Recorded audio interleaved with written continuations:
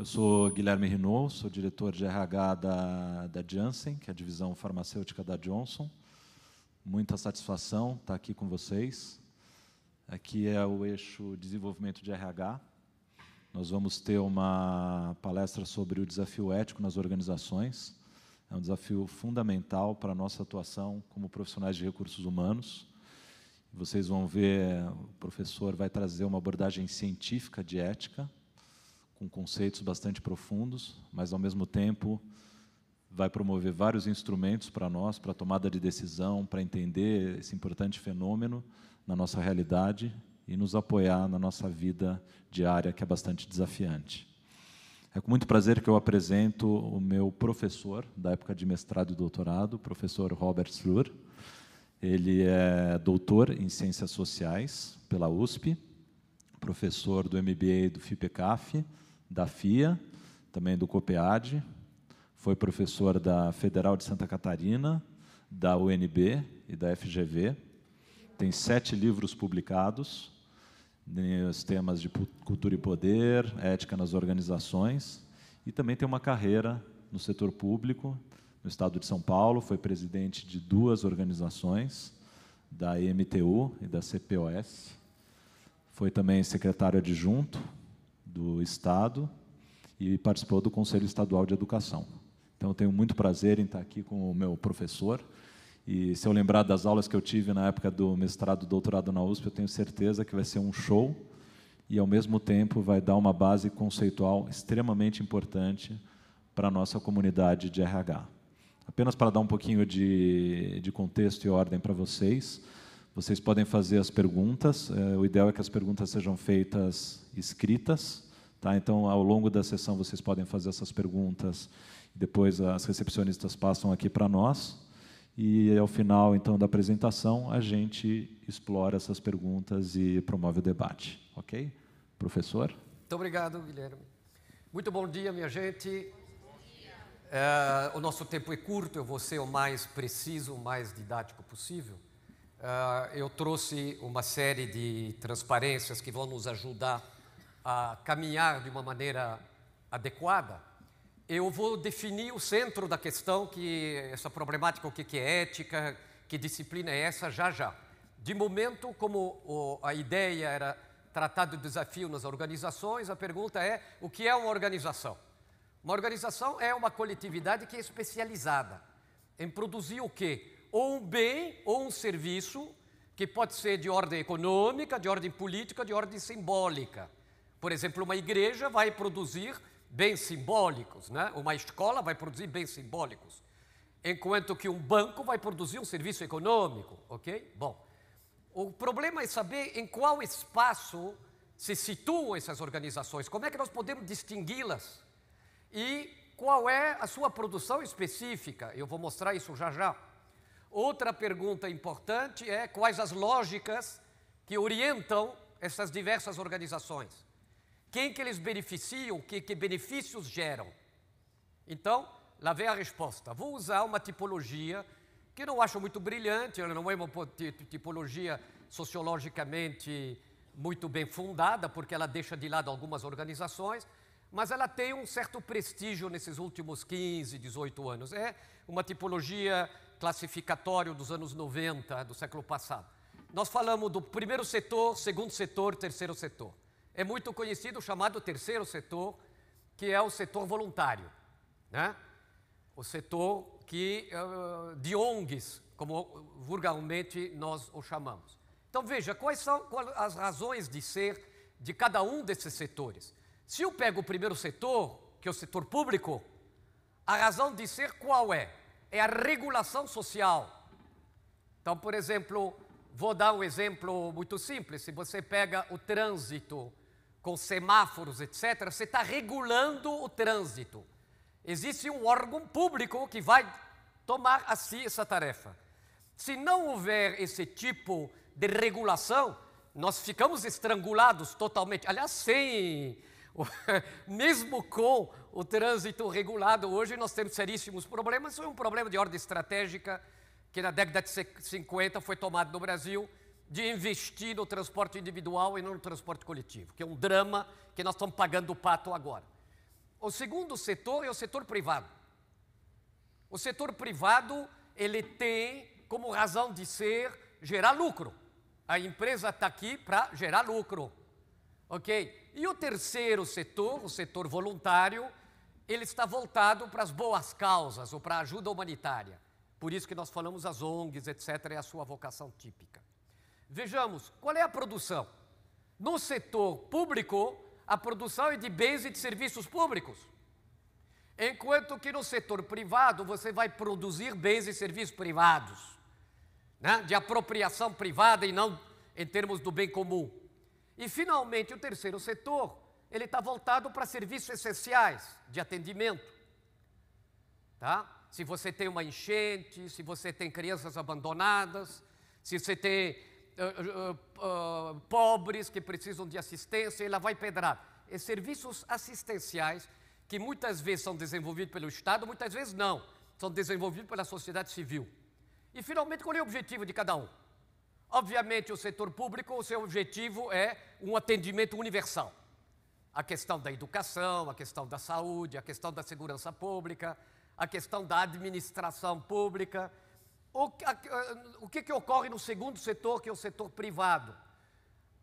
O seu objetivo é o retorno econômico. Por quê? Aqui nós estamos falando de uma tipologia que se volta para a realidade contemporânea, a realidade capitalista.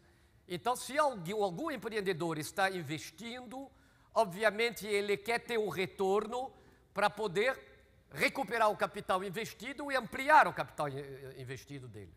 E, finalmente, o terceiro setor é a ajuda humanitária. O que é interessante é discutir as lógicas de cada um desses setores.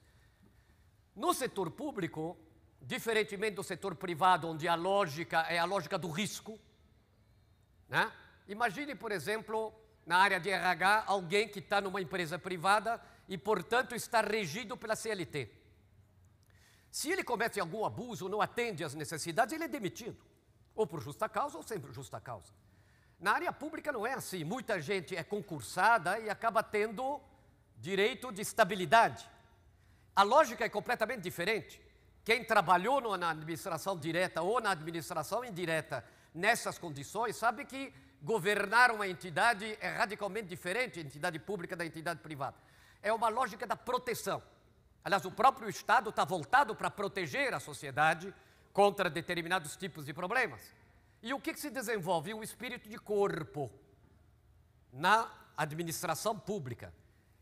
Esse espírito de corpo pode ser positivo, pode ser negativo, quando cai num corporativismo. Tá? Diferente do segundo setor, onde o risco predomina, você está sistematicamente sendo cobrado, você pode perder o teu emprego e mais, o que é importante para cada um de nós é a realização profissional e a realização pessoal.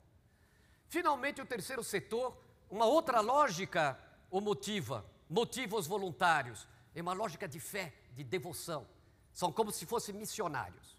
Então, vocês apanharam esses três setores. Vamos ver agora quais os recursos disponíveis. O primeiro setor, ele tem como recursos tributos. O Estado não produz nada. Ele não produz riqueza, ele se apropria de riquezas através de tributos, de impostos. O segundo setor, os seus recursos são capitais investidos. E o terceiro setor são doações. Por isso que o terceiro setor é extremamente delicado, porque se houver qualquer tipo de abuso por parte dos dirigentes de uma ONG, pode perder ou retrair os seus doadores. Finalmente, em qual espaço atuam esses tipos diferentes de organizações? Obviamente, o primeiro setor, o setor público, o seu espaço é o espaço do Estado, seus protagonistas, suas entidades são órgãos públicos. E o segundo setor? O seu espaço de atuação é o mercado e as suas entidades são quem? As empresas. E, finalmente, o terceiro setor são as ONGs. Olha uma coisa que eu deixei de lado que é o fundamental. Quais os benefícios de cada um desse setor? O primeiro setor, o benefício que ele gera é o bem comum, os interesses gerais que estão sendo atendidos. E o segundo setor, diferente, é um bem restrito aos clientes, aos acionistas, aos funcionários, aos fornecedores daquela empresa. Não é o bem comum, não é o bem geral. E o terceiro setor continua sendo bem comum, embora voltado para atividades humanitárias. Então, aqui nós temos um diferencial notável que vai nos ajudar a descobrir a especificidade dos desafios éticos. Aqui tem um diferencial, bem restrito versus bem comum. Do que se trata? Então, vamos distinguir esses bens. Uma coisa é você gerar um bem restrito como organização, quer dizer, você atende a interesses pessoais ou interesses grupais. Outra coisa é você gerar um bem comum, onde você atende a interesses gerais. E o que ocorre nisso? Quando você atende interesses gerais, interessa a todo mundo, beneficia a todo mundo. Então eu uso o conceito de tem um caráter universalista. Ninguém é contra, todo mundo é a favor, é absolutamente essencial para a vida em comum. Por exemplo, coleta de lixo. Alguém é contra a coleta de lixo dentro de uma cidade? Se tiver contra, é uma anta, né? Porque não faz sentido algum. Né? Sem lixo, nós teríamos uma situação caótica na cidade. Então, esse é um serviço essencial, né? Absolutamente essencial, típico, vocacionado do primeiro setor. É de interesse geral, é universalista. Então, o que ocorre no bem restrito? Nós temos dois tipos de bem restritos. Um que tem um caráter universalista, embora seja restrito, mas ninguém é contra. Por exemplo, você é um sujeito que está desempregado, vê um anúncio e você é candidato, apresenta a tua candidatura entre 35 outros candidatos. Você está defendendo interesses pessoais, mas você não está sendo egoísta. Você simplesmente é um dos 35 candidatos. Ninguém é contra você. Se você conseguiu um emprego, ótimo, você teria defendido seus interesses pessoais, criado um bem restrito para você, sem prejudicar ninguém. Então ele é universalista. Mas, dramaticamente, esses tipos de interesses pessoais ou grupais podem ser particularistas. Isto é, eles podem prejudicar outrem. E aí há uma diferença radical. Nesse caráter particularista, por exemplo, você está pedindo um emprego, mas na verdade é tudo um jogo de carta marcada. Por quê? Porque você tem um padrinho, você tem um pistolão, entendeu? E o RH está sabendo quem é que indicou o cargo. É o Dr. Robert que indicou. Opa, rapaz! Então, eles simulam que todos vão fazer os testes, mas já está tudo marcado. Você vai ser escolhido entre os 35. De vez em quando, tem uma olhadinha, você já sabe que está tudo marcadinho. Vocês estão entendendo? Isso é particularista, não é universalista. Você mudou as regras do jogo. Você está sacaneando os outros, você está prejudicando os outros. Está clara a diferença? Ok, vamos adiante. Então, quais são os desafios éticos? Em primeiro lugar, é preciso que a sociedade civil, quer dizer, a cidadania organizada, ela pressione os órgãos do primeiro setor e as empresas, aliás, as ONGs do terceiro setor, para que não desvirtue a sua dedicação. O quê? Tanto o primeiro setor quanto o terceiro setor estão dedicados à realização de interesses gerais. Então é fundamental que haja vigilância por parte da sociedade civil. Ok? Por exemplo, quando há malversação de recursos públicos, está havendo o quê? Interesses particularistas estão se sobrepondo a interesses universalistas. Qual é o segundo desafio? É que a sociedade e o Estado coíbam o segundo setor de gerar um bem restrito de tipo particularista, que é uma tendência violenta que existe, né? As empresas querem obter lucro, mas obter lucro de maneira, né, dinheiro sujo e não dinheiro limpo, né? Caixa 2, licitações com conluio, e lá vai pedrada. Então, é preciso que haja vigilância sobre o segundo setor, tanto por parte da sociedade civil, portanto, a cidadania organizada, quanto por parte do Estado, ok? Para que não produzam bens restritos de tipo particularista. Então, por exemplo, se você tem a formação de um cartel, poucas empresas se combinam para dividir entre si uma determinada licitação, nós temos aí uma atitude que é particularista e é preciso coibir isso. E, finalmente, o terceiro desafio, é preciso que haja pressão por parte da sociedade civil, da cidadania, sobre as empresas, e hoje a cidadania dispõe de muitos instrumentos. Ela dispõe de internet, de YouTube, ela dispõe de agências de defesa do consumidor, ela dispõe da mídia, para poder vigiar e para poder denunciar atitudes empresariais. As empresas se tornam muito vulneráveis em função das telecomunicações que nós temos mundiais, né, planetárias. Elas têm condições, os cidadãos têm condições de pressionar as empresas para que não abusem. Quer dizer que elas produzem um bem que seja universalista. As empresas podem ganhar dinheiro de maneira limpa, elas não precisam ganhar dinheiro de maneira suja. Não é verdade? E esse é o grande problema da ética aplicada aos negócios, da ética científica que eu vou comentar já já. Então veja lá, um exemplo de algo que saiu agora, no início desse mês, a CGU, que é a Corregedoria Geral da União, ela mostra que 73% das prefeituras que foram investigadas, que foram fiscalizadas, a 73% nos 2 últimos anos fraudaram os processos de licitação e se apropriaram, portanto, de dinheiro público. No que? Na compra e serviço de materiais para uso da rede pública de ensino. Muitas coisas até de merenda escolar. Caras metendo a mão na merenda escolar. Qual é o resultado? O resultado, obviamente, isso impacta diretamente a qualidade do ensino, impacta diretamente os recursos disponíveis para as escolas públicas. É ou não é verdade? Ok. Então, eu quero abrir esse parênteses que eu prometi desde o início. A palavra ética, como é que ela é utilizada na nossa linguagem comum, no nosso senso comum? E do que se trata? Na verdade, se trata de uma disciplina teórica ética. É uma disciplina antiquérrima, que tem 2.500 anos, que se rastreiam entre os gregos. Só que naquela época não havia ciência empírica, então o que eles faziam? Filosofia, era a filosofia da moral. Essa abordagem de ética filosófica, até hoje ela é dominante. Mas vocês vão ver que tem uma abordagem de ética científica como ciência social. Mas vamos ver o que é o senso comum, qual é o sentido que se usa.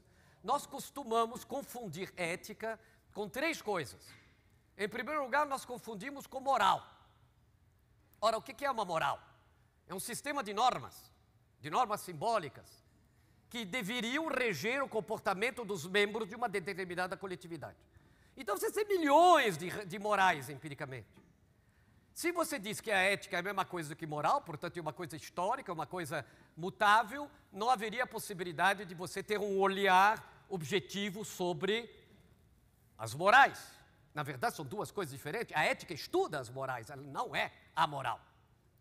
Segunda confusão, nós confundimos ética com valores. Nós costumamos dizer, a minha empresa é ética, a conduta de tal fulano é antiética. O que nós estamos dizendo? Nós estamos usando um valor, nós estamos querendo dizer que essa pessoa é íntegra, ou essa pessoa não é proba, não é confiável, né? Não tem vergonha na cara. Nós estamos colocando o lugar de um valor. Ética, logicamente, assume como um valor positivo. What's the problem? Ok. A terceira confusão. Nós confundimos ética na nossa linguagem comum com código de deveres profissionais. Então a gente fala a ética dos médicos, a ética dos psicólogos, ou dos contadores. Na verdade, nós estamos falando do código de conduta profissional dos médicos. O código de conduta profissional dos psicólogos, ele vai pedrar, está entendendo? São 3 confusões, você vê que é polissêmico o termo, mesmo do ponto de vista da linguagem comum. Então, como é que ela é uma disciplina teórica, como se fosse física, como se fosse biologia? É uma disciplina teórica, mas a sua fundação é filosófica. O que a filosofia da moral costuma fazer? Ela reflete sobre a melhor maneira de viver. Olha o juízo de valor. Melhor maneira. É um juízo de valor. E ela reflete sobre a melhor maneira de viver uma vida digna, segundo o juízo de valor. Então você vê que a abordagem filosófica, ela patina no campo doutrinário, no campo normativo, no campo prescritivo, de juízo de valor. A ciência não trabalha com isso, de maneira alguma. Tanto assim que a ética filosófica, ela tende a ditar condutas. Ela tende a ser utilizada, apropriada pelas religiões tradicionais para fazer sermão. E a ética científica? Aí é um discurso radicalmente diferente. Ele é um discurso demonstrativo, coisa que a filosofia não faz. A filosofia prescinde de provas empíricas.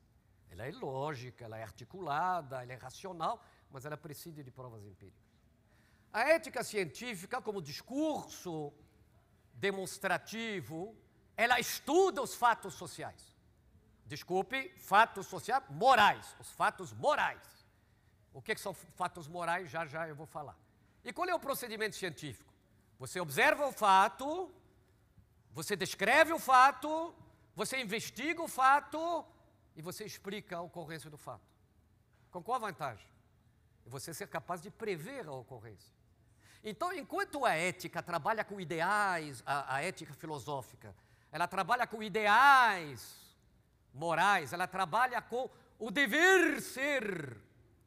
A ética científica trabalha com o fenômeno objetivo, ela trabalha com aquilo que é observável empiricamente. Ela não trabalha com o dever ser, ela trabalha com evidências objetivas. São dois discursos radicalmente diferentes. E essa abordagem científica, ela surge com as ciências sociais a questão de 140 anos atrás, 150 anos atrás, a abordar a ética do ponto de vista científico. Eu sou um dos poucos autores no mundo que trabalha a ética cientificamente. De um modo geral, quem aborda filosoficamente. E aí as doutrinas acabam se igualando e deixando que cada um tome a posição que quiser. A ciência não opera desse jeito. Ela te dá respostas precisas com conceitos acabados. Então, analisa o real. Esse é o objetivo dessa postura. Ok? Fecho esse parêntese. Então, o que estuda a ética científica? Eu disse para vocês que ela estuda fatos morais. E o que é um fato moral? Como é que eu distingo dos demais fatos sociais? Ele é um fato que diz respeito à ação dos agentes quando um agente afeta os outros. Ele pode afetar de maneira positiva ou afetar de maneira negativa, mas ele faz uma escolha. Então, qual é a vantagem da abordagem científica? É que ela vai tornar inteligíveis eventos que supõem escolhas entre você afetar os outros, os interesses dos outros, positivamente, respeitando os interesses dos outros, ou negativamente, desrespeitando os interesses dos outros. Quer dizer, você faz uma escolha entre o bem e o mal. Eu evitei desde logo utilizar essa expressão, porque ela tem conotações na nossa linguagem comum, meio religiosas e tal, mas do ponto de vista científico diz respeito exatamente a isso. Você beneficia os outros respeitando os interesses ou você prejudica os outros. Vou dar um exemplo bastante bobinho. Você está na empresa, está chamando o elevador no 12º andar, e aí você olha, ele não está em manutenção, ele está parado no 14º. Então você chama o elevador, dá aquela paradinha regulamentar. Aí o elevador não vem. Você começa a se impacientar. Aí depois de 15 segundos você bate discretamente na porta para ver se as antas se mancam. Não é verdade? E espera de novo. E não acontece nada. O elevador não se desloca, desgraçado. Aí você põe teu ouvido e ouve que tem caras parados no 14º fofocando. Você pegou uns fragmentos de frase e descobriu que eles não estão falando sobre o destino do Brasil, não. Estão fofocando os dois nojentos. Ok? Aí você bate furiosamente na porta. Eu pergunto, do ponto de vista objetivo, aqui não tem subjetividade nenhuma. Esses caras que estão fofocando estão prejudicando teus interesses ou não? Estão prejudicando você. Estão desrespeitando você, certo? Ok. O que eles deveriam fazer? Eles têm direito de fofocar? Tem. Mas eles têm que largar a porta, fofocar à vontade, e quando acabou a fofoca, chama o elevador de novo. Entendeu? Não é o que acontece. Então, veja, eles estão prejudicando você. Vou dar esse exemplo entre milhares de exemplos. Eles estão tendo uma atitude que é de desrespeito aos interesses alheios, que é particularista. Como é que eles deveriam fazer? Levar em conta os interesses de quantas pessoas estão esperando o elevador. Você está no 12º, mas podia ter um monte de gente no 8º, no 4º, no 7º. É ou não é verdade? Nós podemos medir objetivamente quantas pessoas foram prejudicadas durante quantos minutos. e que efeitos isso teve sobre a vida deles, profissional. Entendeu? Então, é isso que a ética vai estudar. Então, eu tenho aqui, por exemplo, você usa o celular no volante. Nós sabemos, por N pesquisas empíricas, que aumenta violentamente o risco de acidentes. Aliás, se você teclar no celular, você tem as mesmas reações de um cara fortemente bêbado. Você levará uma resposta extremamente lenta que pode levar a mais acidentes. Então, isso daqui é um desrespeito aos interesses alheios. Você não pode usar o celular, seria um respeito. Não usar o celular é um respeito aos interesses alheios. Eu posso dar milhares de exemplos que aparentemente são incoerentes entre si. Mas como é que opera a ciência? Ela vai tornar isso inteligível. Ela estabelece um padrão. E eu estabeleci o padrão de recorrência aqui. Todas essas coisas que aparentemente não tem nada a ver, como estacionar o carro em fila dupla, diante de escola. Você já viu isso, não? Estou inventando alguma coisa. Já viu? Então, o que ocorre? Isso daqui é um desrespeito aos interesses alheios, o padrão é esse. Lá daquele lado é um respeito aos interesses alheios. Então, tornei inteligível milhares de exemplos que entre si, aparentemente, não tem nada a ver um com o outro. Tá? Esses são exemplos concretos de fatos morais que mudam no tempo e no espaço e que a ética científica estuda. Vamos adiante.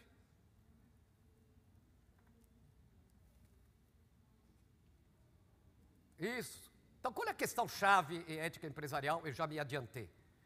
É você perceber que as empresas, seja pequena, grande e tal, uma empresa capitalista, ela quer obter lucro, é a sua seiva, não tem problema, é a sua razão de ser. O problema é saber se ela vai ganhar dinheiro limpo ou dinheiro sujo. Se ganhar dinheiro limpo é absolutamente legítimo, dinheiro sujo é um problema de ordem ética. Ok? Traduzindo de uma maneira mais sofisticada, quer dizer, a gente se preocupa em ver as atividades de uma empresa e verificar se as atividades da empresa impactam de que jeito a sociedade na qual a empresa está inserida e o meio ambiente no qual ela se move, para saber se ela produz impactos negativos ou impactos positivos. Essa é a questão-chave em ética empresarial, ética aplicada aos negócios. Então, eu vou mostrar um pequeno vídeo aqui, relativamente recente. 2 servidores da Prefeitura de São Paulo foram presos em flagrante depois de receber propina. Os funcionários, que são casados, trabalhavam no setor de fiscalização de obras de uma subprefeitura na zona sul da capital. Um empresário que foi pressionado a pagar suborno pela liberação de uma obra fez a denúncia. Agentes da Polícia Civil e da Controladoria Geral do município acompanharam a operação. O casal foi preso no momento em que recebia R$40 mil do empresário que denunciou o esquema e pode responder pelos crimes de corrupção passiva e lavagem de dinheiro. Muito bem. O que nós tivemos aqui? Qual é a moral da história? Uma tentativa mal sucedida por parte dos fiscais de extorquir do empresário. É ou não é verdade? E o empresário denunciou isso para os órgãos competentes. Tem alguém que é contra a denúncia que ele fez? Só se for treteiro, não é verdade? Ninguém se insurge. Quer dizer, a atitude dele é uma atitude de cidadão ativo, de caráter universalista, interessa a todos, não é verdade? Por quê? Porque ele está combatendo abusos que estão sendo cometidos por fiscais. É ou não é verdade? A lógica universalista é uma lógica de inclusão. Não joga ninguém fora, claro, a não ser o bandido, né? Agora, o que ocorre? Isso ocorre que, nessa situação particular, o estatuto de cidadão, porque é por isso que ele fez a denúncia, o estatuto de cidadão, o estatuto universalista, se sobrepôs a outros estatutos que este agente podia ter, por exemplo, de empresário, ou de empregado, ou de consumidor, ou de parente, que são estatutos de menor envergadura, e que tanto podem produzir bens restritos universalistas como bens restritos particularistas. Nesse caso, o Estatuto do Cidadão é mais importante e ele, né, denunciou uma atitude por parte dos fiscais que é uma atitude particularista. Eles estavam produzindo para si um bem restrito particularista, que prejudica o outrem. Bom, então vocês veem que eu estabeleço aqui uma linha de demarcação entre particularismo e universalismo. claramente. Isso vai nos ajudar a tomar decisões muito claras, uma vez que a gente sabe que tipo de fato social está na nossa frente, que tipo de fato moral. Dou um exemplo. Há poucos meses atrás, vocês viram os jornais, as televisões, mostraram em Bangladesh um prédio de uns 5 ou 6 andares, enorme, que desabou e matou 1.227 pessoas, notadamente trabalhadores que estavam lá na área têxtil, né, de confecção. É óbvio que o empresário que comandava essas operações tinha uma atitude particularista, porque ele foi avisado dos perigos e mandou os caras trabalhar. E os caras morreram. Atitude particularista, portanto, que pôs em risco e danificou vidas humanas, que é de interesse geral preservar a vida humana. Um segundo caso é, por exemplo, quando nós compramos produtos clonados, ou produtos piratas, ou produtos contrabandeados, lá do camelô, nós falamos, é baratinho. Ou senão, mas todo mundo faz isso, não tem problema nenhum, deixa comigo, entendeu? Deixa de ser trouxa. O teu problema é que você nasceu para otário, entendeu? E aí você se sente um otário, porque o cara te goza mesmo, né? Ele mostra que você está por fora. Ele conhece o caminho das pedras, você não conhece nada. Você entendeu como é que é? Agora, objetivamente, numa análise objetiva, o que ocorre?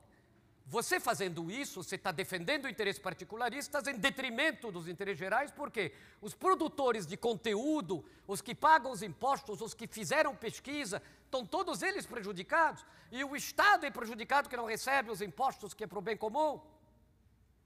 Linha de demarcação entre particularismo e universalismo. Ok? Isso nos leva, de novo, vou reforçar. Caso os agentes causem danos aos outros agentes, as práticas deles são práticas abusivas, práticas particularistas, que prejudicam os outros. E caso os agentes gerem ganhos aos outros, nós estamos no campo do universalismo, são práticas consensuais. Ninguém é contra, todo mundo é a favor, todo mundo precisa disso, isso interessa a todos, ok? Vamos ver se vocês entenderam. 10 questões que eu vou levantar para vocês, vocês vão matar a charada comigo em voz alta, legal? Então, vamos lá. Particularismo versus universalismo. Você polui o meio ambiente, o que é? O que é? Bravo! Então é um P aqui. E o 2, vamos lá. Medir serviços e pagar serviços mal realizados na empresa. Mediante propina. O que tu achas? Particularista. 3, dar aumento real de salários a todos os funcionários. O que é isso? Onde é que está o pulo do gato aqui? A todos os funcionários é parte do pulo do gato. É real, o aumento é real. Porque se você simplesmente estiver atendendo ao dissídio coletivo, não fez nada, não tem nenhuma proatividade, você cumpriu as obrigações, não é um problema de ordem ética. 4, dar um calote nos fornecedores. Particularista. 5, bancar o seguro-saúde dos funcionários. Bravo. 6, melhorar as condições de trabalho na empresa. Universalista. Alguém contra? Só se estiver faltando 14 parafusos, né, no crânio. 7, fazer conluio com concorrentes em licitações. Batata particularista. 8, capacitar regularmente o pessoal. Universal. 9, repassar aos clientes ganhos de produtividade. É universalista. E, finalmente, desmatar áreas de preservação permanente. Tudo bem? Está claro isso? Isso daqui, em termos gerais, depois nós vamos retrabalhar um pouquinho, eu acho que não vou ter tempo, mas enfim. Há conceitos mais precisos que eu desenvolvo a respeito dessas coisas. Então, o que aconteceu nesse último quartel, nesses últimos 25 anos? Nós temos uma revolução, que é a terceira revolução tecnológica da história da humanidade, que é a revolução digital. Nós tivemos a neolítica, tivemos a industrial, estamos vivendo a revolução digital. E nós temos a globalização. O capitalismo se tornou competitivo e de caráter de produção mundial. São novidades extraordinárias essas. Muito bem. Mudou também a relação de forças. As empresas se tornaram extremamente vulneráveis. Meu Deus do céu. Bom, os clientes exigem integridade, os investidores requerem transparência, quem investe na empresa, notadamente os acionistas pequenos. Os fornecedores requisitam idoneidade, eles não querem que você passe a perna, que você deixe de pagar o compromisso na hora certa. Os colaboradores demandam o quê? Fidedignidade por parte da empresa. Isto é, a palavra da empresa não seja o discurso do Papai Noel, seja verdadeira, que corresponda às práticas do cotidiano. Finalmente, as comunidades locais, o que é que elas querem? Responsabilidade social, programas de responsabilidade social. E os meios de comunicação é um grande teste para você manter, cultivar a tua credibilidade como empresa, manter teu capital de reputação. Olha o que está acontecendo. Nesse processo, nos anos 90, houve pressões da cidadania para que parte dos lucros das empresas sejam gastos em programas de responsabilidade social. Isso é decorrente de pressões dos cidadãos sobre as empresas. As empresas capitalistas pós-Segunda Guerra Mundial tinham um caráter oligopolista. Quer dizer, poucas empresas dominavam um determinado setor. Nessas condições, davam as cartas e os clientes não tinham margem de manobra. Esse tipo de sistema está mudando, é um sistema capitalista competitivo hoje, onde os clientes têm voz ao púlpito, onde os clientes podem debandar para o concorrente. Não há essa margem de cartelização que o sistema oligopolista tinha. A lógica que prevalecia, que é a lógica normal do sistema capitalista, que é a lógica de maximizar os lucros, para diminuir a exposição de risco do capital, essa é uma lógica econômica, uma lógica que interessa, sem dúvida, aos acionistas quando a empresa dá certo, ela está mudando. Há uma pressão de caráter ético de fora para dentro do sistema, forçando as empresas a pegar uma parte dos lucros e investi-los em programas de responsabilidade social. Quem leva vantagem nisso são os stakeholders. Stakeholder, como você sabe, são os públicos de interesse de uma determinada empresa, os públicos impactados pela empresa, as partes interessadas. Bom, é uma problemática gigante, interessantíssima, estou apenas dando umas pinceladas para vocês. Então, veja alguns dilemas de empresas sustentáveis.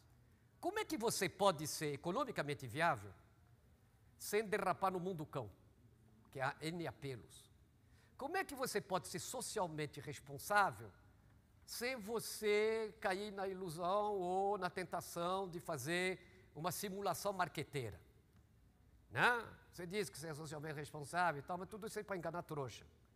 Né? Não tem durabilidade, não é um programa consistente.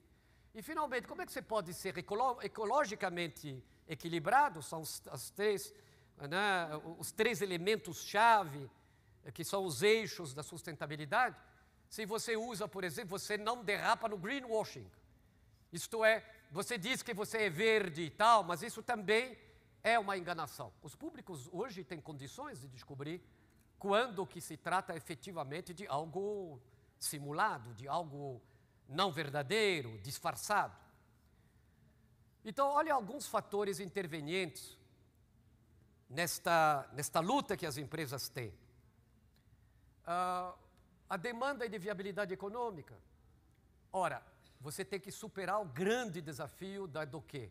De maximizar os lucros a qualquer preço, a qualquer custo. A segunda questão é de você evitar, são problemas, enveredar pelos caminhos do ilícito. Isto é, por exemplo, se vocês perguntarem a si mesmo quantas empresas no Brasil têm Caixa 2, Caixa 2. O grosso das empresas brasileiras é tudo microempresa, pequena empresa. Do ponto de vista do volume, qual seria o chute de vocês? Quantas empresas acham que tem Caixa 2? Está fechado aqui, ninguém está ouvindo. 70%? 80%? Não, todas não, porque tem algumas que obedecem à lei Sarbanes-Oxley, governança... Estão tarados para ter Caixa 2, note bem. Mas não pode, não pode. Eu diria um chute, claro que não tem estatística clara a respeito. 98,5% tem Caixa 2. Portanto, operam no ilícito. Vocês estão entendendo? São problemas e falam que eles são verdes, responsáveis e tal e qual. Tudo para enganar trouxa. Então precisa de muita pressão da cidadania para que eles deixem de enganar os trouxas. Problema da responsabilidade social. nós temos um drama secular que é latino, é uma duplicidade moral. Nós temos duas morais no Brasil, como nos demais países latinos. Nós temos uma moral oficial e uma moral oficiosa. Uma moral pública e uma moral clandestina. O que eu chamo a moral da integridade e a moral do oportunismo. Uma nos ensina a virtude de ser gente de bem, gente de caráter. A outra nos ensina a levar vantagem. Egoísta. Isso dá uma geleia mental na nossa cabeça violenta. E raras são as empresas que sabem trabalhar esse problema, que são padrões culturais herdados, seculares, perversos. Outra coisa, um drama muito sério que todas as empresas têm, qualquer organização tem, é a tendência à oligarquização dentro da organização. Os gestores tendem a desenvolver interesses próprios, diferenciais. Alguns autores americanos descobriram a pólvora alguns anos atrás, chamaram isso de conflito de agência. Mas esse é um problema que já foi matado pela sociologia, notadamente alemã, no início do século passado. Tá? É a lei da oligarquização das empresas. Você tem isso em sindicato, em partido político. Os dirigentes acabam desenvolvendo interesses próprios que vão de encontro aos interesses dos próprios acionistas ou dos donos. E isso é um problema gravíssimo. Se vocês fizerem uma análise séria da crise 2001, 2002, nas grandes corporações americanas, ou da crise 2008, são golpes de Estado de gestores. Só isso mereceria um seminário, aliás, as várias coisas que estou falando, cada um merecia um seminário. E o equilíbrio ecológico? Quantas empresas contabilizam custos sociais e custos ambientais? Nenhuma! Só contabilizam custos econômicos da produção de um produto ou de um serviço. Alguns países europeus e tal já estão começando a fazer o que eles chamam de taxas educativas para taxar preços. Esse é um problema sério porque tem muito a ver com a pegada ecológica, o impacto humano sobre o planeta. Nós estamos destruindo as condições de habitabilidade humana do planeta. Só para vocês terem uma rápida ideia, se nós calcularmos a capacidade de resiliência da natureza do planeta Terra, isso valesse 100 pontos, a capacidade de regeneração normal do planeta, nós atingimos os 100 pontos, veja o item 1 lá, na vertical 1, em 1988. Em 2010 já estamos gastando meio planeta a mais de recursos naturais que não são passíveis de reposição. Do jeito que nós estamos caminhando em 2050, e é muito perto isso, nós estaremos gastando 2 planetas,8. A nossa nave espacial só é uma. Nós não temos esses planetas. Nós estamos destruindo as condições de habitabilidade. Essa é a questão ecológica gravíssima. Nós estamos destinados, os Homo sapiens, a serem extintos. A Terra teve 4,5 bilhões, tem 4 bilhões e 300 milhões de anos. Nós já tivemos 5 extinções. A última ocorreu há 65 milhões de anos. Caiu um meteoro no Golfo do México, mudou as condições ambientais e destruiu entre 60% e 70% da fauna e da flora. Notadamente, acabou com os dinossauros. E os dinossauros dominaram o planeta Terra durante, ouça o que eu estou falando, dezenas de milhões de anos. Sumiram todos. Nós estamos dominando o planeta desde a Revolução Industrial, há 250 anos.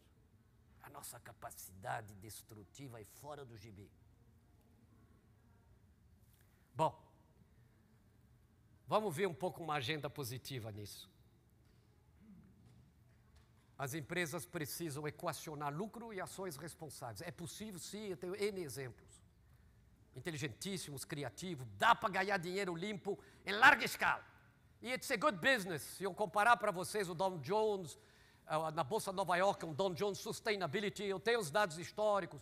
Se eu comparo o Ibovespa com o índice de governança corporativa, a mesma coisa, o retorno é maior, desde que você saiba fazer programas de responsabilidade social inteligentes.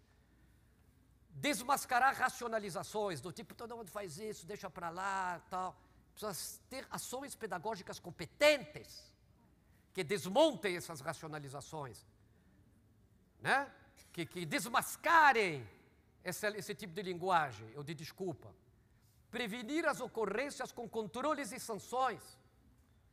Você precisa saber estabelecer controle e sancionar radicalmente. Eu fui o presidente da Companhia de Engenharia do Estado durante 8 anos, nos 2 mandatos do governador Covas. Era uma empresa absolutamente corrupta, operando num setor totalmente prostituído das empreiteiras. Totalmente prostituído. Eu herdei uma empresa que custava 45 milhões de déficit de dólares por ano para o Estado. Podre, inteirinha. Estabeleci controles. Nos 8 anos eu economizei ao Estado de São Paulo, em valores da época, entre 3,5 a 4 bilhões de reais. Trazendo a valor presente deve dar uns 7 e pouco. Falei bilhões de reais, porque eu só herdei um monte de contratos, todos eles superfaturados. Eu renegociei tudo. É possível estabelecer controles, mas precisa ter cojones. E precisa saber fazer. Entendeu? Muito bem. Neutralizar as externalidades negativas. É possível? Possível, com políticas eficazes, pelo menos no âmbito da empresa. E, finalmente, você tem que legitimar o que você faz, as diretrizes que você toma, com exemplo de quem? Da cúpula. Isso começa em cima, com o presidente, com os gestores, porque os funcionários não são burros. Eles se miram nos seus chefes. E se o chefe apronta uma, não adianta ter código de ética, ter comitê de ética, conversa mole. Uma coisinha, uma derrapadinha. Tchau e benção, tudo que você fez vai para o lixo. Porque o exemplo que você deu, ele vai dizer, se o homem pode, eu também sou filho de Deus. Primeiro cavalo selado que passa, nós monta. Entendeu? Acabou meu tempo, eu sei, ela estava me martirizando aqui. Mas até que eu fui bem, rápido, né? Curto e... Ok, tá aí. Muito obrigado, minha gente. Obrigado, professor. Belíssima aula. A gente tem uma série de perguntas aqui de vocês, algumas de caráter mais científico, outras de caráter mais pragmático. Vamos ver como é que a gente consegue conduzir da melhor forma. Primeira delas, da Poliana, da CFC. Assédio moral ou sexual, fofoca, uso indevido de equipamentos de trabalho são temas éticos. Como implementar uma cultura ética nas organizações? Muito bem, uma boa pergunta. Veja, claro, sem dúvida são fatos morais porque afetam os outros para o mal, não é? Ou para o bem, se você conseguir impedir que tais coisas ocorram. Normalmente as empresas, elas estabelecem quais as expectativas que elas têm para com os seus funcionários. E isto é feito num código de conduta moral ou em políticas específicas. Então pode ter uma política a respeito do assédio, explicando direitinho a diferença entre o assédio sexual e o assédio moral, que no fundo a lógica é a mesma, mas tem alvos diferentes, né? Você tem que explicar essas coisas. A empresa tem que se definir, dizer quais as expectativas, quais os instrumentos, qual é o canal que ela põe à disposição dos seus funcionários. Então, são problemas, sem dúvida, e para você montar uma cultura ética, eu já dei dicas aqui. Quer dizer, não parta do pressuposto muito simplista de que existem maçãs boas e maçãs ruins. Não é verdade. As condições objetivas, o controle que você tem dessas condições objetivas poderão fazer com que pessoas cometam determinados atos, sim ou não. Eu costumo dar um exemplo que eu vivi, que é paulista. Na década de 80, década de 70, nós tínhamos os trens da atual CPTM, era CBTU, era federal, totalmente desagregados, né? Trens pichados, com surfistas em cima, etc. Né? Portas não fechavam, as mulheres eram assediadas, jogavam papel no chão, paravam numa parada na estação, lá na Luz, e pegava a linha de metrô. Os mesmos caras que arrebentavam os vagões, eles saíam, pegavam um corredor, 2 minutos, entravam no metrô. O metrô não era pichado, as portas fechavam e tal. Era a mesma população. É que no primeiro momento você tratava eles como bois. E boi muge. No segundo momento você trata como gente. E gente responde. E vocaliza. Vocês estão entendendo? Você tem que ter controle das condições ambientais e estabelecer uma série de parâmetros. É possível, mas só isso me levaria para responder essa pergunta inteligente muito tempo, mas eu dedico, tá? Let's go. Vamos falar agora de dilemas éticos, em que o bem e mal, o universalismo e particularismo coexistem. Como decidir? Por exemplo, o rodoanel danifica nosso ambiente, mas gera maior mobilidade. Portanto, como lidar com as áreas cinzentas? É a pergunta do Diego. É uma boa pergunta. Veja, ali o que ocorre? No fundo, é preciso fazer escolhas, né? Você monta uma matriz do tipo custo-benefício. Você precisa também minimizar os impactos negativos. Por isso que hoje, por exemplo, quando a gente toma decisões no âmbito público de um caso como esse, que vai afetar o meio ambiente, se fazem audiências públicas. Se verifica quais agentes e quais situações vão ser impactadas negativamente. E como é que eu posso fazer para minimizar isso? Então, por exemplo, vai haver gente que vai ter que ser removida? Vai. Há um projeto de remoção e de compensação? Vai ter que ter. Isso aumenta os custos? Aumenta os custos. Mas é preciso fazer. Será que nós vamos encontrar animais que serão afetados pelo traçado? Sim. O que nós vamos fazer? Não precisamos retirar isso. É a mesma coisa quando você faz uma hidrelétrica. Você leva em conta todos os impactos, entra aí, toma medidas preventivas para minimizar os impactos. Mas sempre numa matriz de custo-benefício, para saber se os benefícios têm que ser, em termos de interesses gerais, muito maiores do que os eventuais malefícios que, embora minimizados, você não conseguiu resolver. Essa é a grande matriz de tomada de decisão no âmbito público. Tá? Eu vou fazer um metrô. Tem externalidades positivas ao construir um metrô? Sim, mas olha, até para construir um metrô, vou atrapalhar o trânsito da cidade durante muito tempo. I know it. Aí eu vou ter que desapropriar um monte de gente que está lá há 30 anos, destruir aquela igrejinha que onde eu me casei, e que é insubstituível, minha igreja. I know it. Mas precisamos ver quantas pessoas vão ser afetadas para o bem, e se eu posso, né, dar compensações. Agabito? Gabito, ok. Antes da gente passar para a próxima pergunta, lembrem-se que vocês precisam votar através dos keypads que vocês têm aí com cada um de vocês, e a gente vai colocar na tela as perguntas para que vocês votem. Tá? Uma pergunta das organizações aqui. É correto falar o código de ética de uma empresa? Se a ética trata da universalidade, o mais correto não seria código de moral, sendo algo mais local e específico? Na verdade, é um código de conduta moral. Eu, quando oriento códigos, eu procuro convencer o cliente de que teria que se chamar de código de conduta moral. Mas aí, muitas vezes, chega o pessoal, não, professor, olha, é que nós já tínhamos, veja bem, é mais bonito, deixa assim e tal. Fala, mas a ética é uma disciplina, assim, não, professor, eu acabo agradando e fazendo, tá claro? Isso, por exemplo, me aconteceu no Banco Itaú, né, que eu fiz 2 códigos para eles, o código corporativo da holding, isso em 2005, e agora, recentemente, pós-fusão com o Unibanco.